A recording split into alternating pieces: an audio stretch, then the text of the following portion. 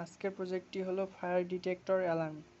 সেই সাথে অ্যালার্মটি কতক্ষণ বাজবে সেটা আমরা নিয়ন্ত্রণ করব। চলুন আমরা দেখে নিই প্রজেক্টটি। এখন যদি আগুন জ্বালাই তাহলে অ্যালার্মটি কিছুক্ষণ বাজবে এবং আগুন নেভার পরও অ্যালার্মটি কিছুক্ষণ বেজেই থাকবে।